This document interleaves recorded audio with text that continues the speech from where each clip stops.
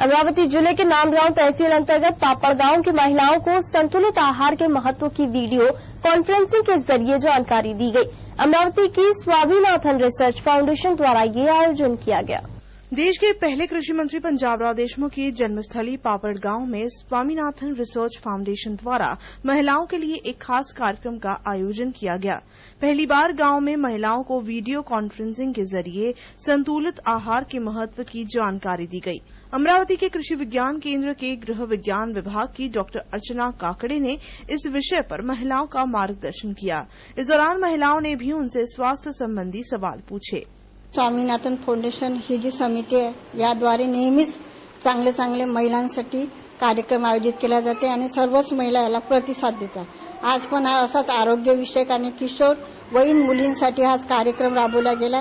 यामध्ये सर्व महिलांच्या ज्या समस्या होत्या त्याला डॉक्टरनी आमच्या समस्या दूर केल्या। प्रत्येकीने आपापले प्रश्न मांडले आणि त्यांनी योग्य रीतीने आम्हाला त्याचं समाधान केलं। आहार कसा घ्यावा, तब्येतीची काळजी कशी राखावी आणि किशोर वयीन मुलींना कोणत्या पद्धतीने समजून घ्यावं याबद्दल संपूर्ण माहिती दिली।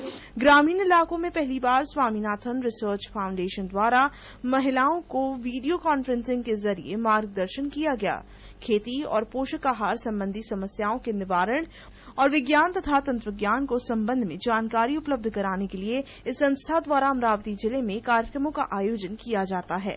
बॅलन्स डाएट आणि न्यूट्रिशन या संतुलित आहाराचं महत्त्व आहारामध्ये कसं असावं याकरिता ही व्हिडिओ कॉन्फरन्स कृषी विज्ञान केंद्र दुर्गापूरशी संलग्न साधून आम्ही या ठिकाणी आयोजित केली होती आणि या कार्यक्रमाकरिता प्रमुख मार्गदर्शक म्हणून तेथील गृहविज्ञान विभागाच्या प्रमुख डॉक्टर अर्चनाताई काकडे यांनी सुंदर असं मार्गदर्शन या ठिकाणी महिलांना केलं। म्हणजे आपल्या या शेतीत उत्पादित मालामध्ये जसं पालेभाज्या आहे किंवा कडधान्य आहे यामध्ये याचा वापर करून आहारात वापर कसा करावा आणि त्याचा वापर करून आहार कसा संतुलित राखावा जेणेकरून आपल्या शरीरामध्ये समस्या उद्भवणार नाहीत।